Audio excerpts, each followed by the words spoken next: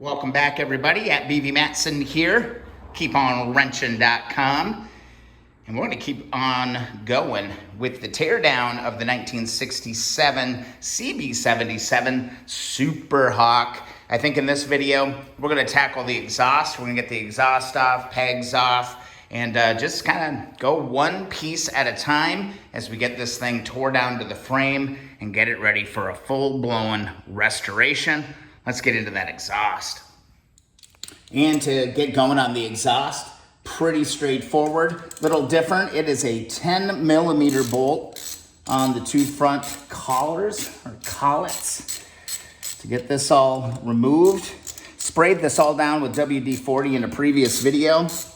So these are all coming off nice and easy so far, knock on wood. I should go knock on wood right now. I don't want to jinx myself, but we've done this before. So let's go to time-lapse mode and get these headers loosened up. I was really surprised not to see washers and locking washers on this part. Gonna have to refer to some resources to double check that. There you go. Our little exhaust collets are a little bit different on these. These are just flat, round. The other ones typically have a lip. And also our collar is here as well. Pipe not in terrible shape on this side. Fell right off because I don't have the exhaust. I got to move over to the other side. I think we'll be able to clean these up. I don't feel too bad about it. That'll all get bagged together. But then we've got to come back over here and deal with our main connection under here. We're looking straight up from under the bike here. And to my surprise, there's not a band or a bolt holding this header in. It actually appears to be just a bit of a pressure fit that's going to pull right out. There we go. We can work on getting this muffler. Looks like 2 bolts and that muffler is going to be off. Let's tackle that next. All right, to get that exhaust off, looks like we've got 2 bolts here. And we're going to go back to our 14 millimeter to pull those 2 out. There's actually 3 bolts holding that muffler on. One's hiding underneath. We're going to go ahead and look upside down here as well. Again, there is one on the bottom as well. So holding this muffler in, there's actually 3 bolts. 2 towards the back and 1 towards the front. We'll get it. I just got to get this 14 millimeter on the back side of it because this one is just spinning just a little bit on me. Finally getting this long-winded bugger under here. Muffler should be free. Looks like there's a nut. Here's our bolt. Locking nut on the other side. Look at this long-winded bugger. Oh man, that one took a little bit of effort to go, but this is the lower one and it's got a little bit of a collar on it. So gonna want to note that for sure. This goes on the bottom rear. And here is that front, or the rear, the top rear bolt as well. This thing should kind of rock out of here. I'm still hung up on this bugger over here. All right, finally got this one. This one's even longer. This one actually just bolts straight into the frame. So that's gonna be important to remember. And I feel like I'm still kind of hung up here. There we go. It's gonna just slide right off the back. There's a bracket on the back side. That's what that was. So there's kind of a pincher connection there. Here we go. So a connector here, and a connector down below. That'll do her. Before I go back, I'm gonna go ahead and slide these bolts right back where they came from. All right, here we can get a little look at these headers. I do think that these are gonna clean up pretty well. I don't think I'll be looking for a replacement set on these. One thing you do wanna look at though, on these early model ones especially, is to look for any cracks on this main kind of contact point with the engine. I'm feeling pretty good about these. I'm not seeing anything crazy. Let's take a look at the other one. Early ones tend to crack there. It's kind of a weak spot in the exhaust. And if you got cracks, you're gonna need to address those. But first look, these are looking good. I've got my parts all bagged up that we just took off, and my headers are ready to go. So all this stuff can head in the box. All right, next thing we're gonna do is grab our 10mm wrench. So far we've only used 14 and 10. We're gonna get these carburetors off of here and in a safe spot. These are gonna get completely rebuilt. This is really unique. Here's kind of the choke mechanism on this with this kind of weeble wobble that goes kind of back and forth. So we're gonna take this off. And I think I'm gonna try to take it all off in one unit if I can. This bracket again is gonna be important. I don't wanna forget about it. That's what I don't wanna do. And a long handled 10mm is gonna help you get to where you wanna be because these are really, really buried back in there. Let's get the carbs loose. Those inside nuts are definitely a challenge, but once you get them out, you'll be able to set these bad boys aside. Got our 2 nuts. I'm gonna go ahead and just put these right back on where they came from for now. Hopefully we don't have to buy these new intake manifold boots. Actually, they don't feel too bad. I'm gonna go ahead, now that you get one off, it's gonna make getting this other one off a heck of a lot easier, man. You just gotta get one off. And we're over on the other side. I got that other nut off, so that should pull right off. Only thing holding us up is the throttle cable, and this unit is going to come out nice and easy. All right, now that we got both the carburetors loose, we really just got to deal with this throttle cable. So go ahead, open up the top, and just give it a little bit of a pull. You might have to give it a little bit of a pull. I'm gonna pull this slide out of here. And here you can see this bottom connector on this throttle cable. You wanna just kind of push it up, grab it, move that on up through the slide. There you go.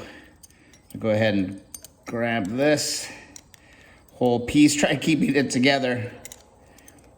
And we should be able to pull this cable straight out of here. I'm hung up on my spring. Should pull all the way through here. There we go, just like that.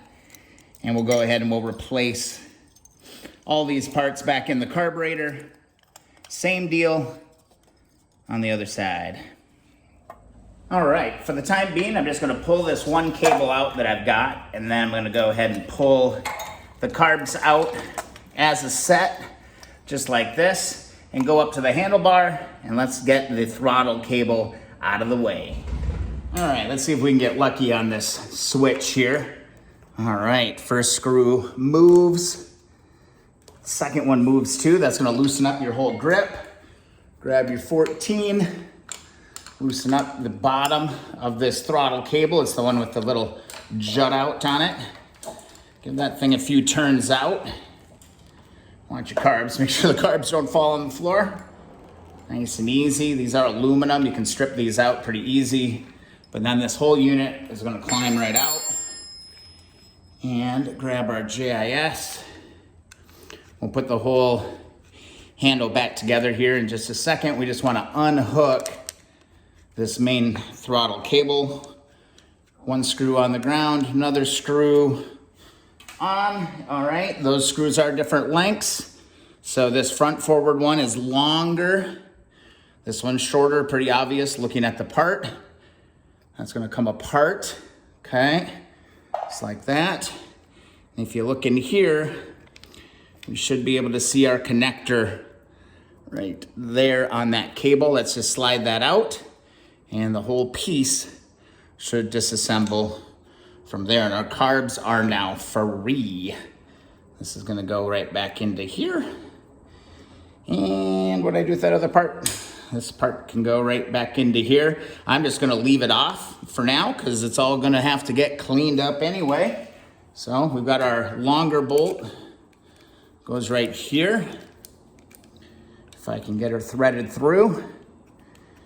And looks like we've also got a front brake switch, but I showed you earlier, there's a little bit of funny business going on here. Some tape. Tape's never a good sign on this stuff. It means something's been mucked with at some point. Assuming it's the front brake cable. There we go. That is all isolated and off. And to get this handle off, you can just follow this through. You can see this is a red and yellow. There's a red and yellow right out of, looks to be the main harness. This one might be a little bit of a booger. This one looked pretty cooked, but we got it. There it is. Now our front switch is good to go. I think there's a little bit of wiring issues going on here. We'll have to figure out what the hell is going on there, but carbs are free, cables free. Making progress. All right, before we go any further on this, make sure before you start throwing stuff around and nuts and bolts start falling, make sure you plug your intakes. A little piece of paper towel is gonna be fine. Okay, so we're gonna plug the intakes with some paper towel. We're gonna go ahead and do the same thing on the exhaust. And really the main reason for doing this is really so you don't drop anything inside of this motor. And also just to keep debris and dust, or if we start painting things, you just wanna make sure that you're keeping that engine isolated on the inside. This motor is locked up. It's gonna be a little bit of a challenge. But even with that said, we've got access to everything that we're gonna need there, but now it's not gonna get any worse or drop a nut. Oh God, my biggest nightmare would be to drop like a nut or something down inside one of the cylinders. Oh, can't even think about that. On to the next thing. It's already starting to look a little more bare. One of the things that's interesting about the CB77 is that a lot of the bolt-on pieces from, say, like a CB350 or something like that, these are all welded to the frame. There's a lot happening on this frame, a lot of direct welding happening on things. So I'm really curious to get this thing stripped down and take a good look at it. But like, you know, your ignition switch is welded straight to the frame. That's kind of an ugly weld somebody made there. But then you can kind of move over here too. I mean, your main bracket here for the coils, that's hardwired or hard welded to the frame. You know, we've got bracket, like all the stuff that would have been bolt on is actually welded on this thing. So we're making progress one piece at a time. I'm kind of just sitting here staring at it, wondering like, all right, well, what's next? I think that's actually a good place to stop for the day. All right, video is getting a little bit long, and we got a long ways to go. So I'm gonna try and keep this in nice, snackable bites, as they say. So I hope you're enjoying the series of the 1967 CB77. We're making progress slowly but surely. If you're enjoying what's going on, please don't forget to subscribe to the channel. Also, find us on Facebook. The Keep On Wrenching community group is where it's at, all right? And also, don't forget to go get that free sticker, keeponwrenching.com. We're starting to see that original blue color starting to leak through as we're working on this motorcycle. It's a dirty one, but we're gonna clean this thing up. Super excited to keep it going. I'll see you in the next video or live stream.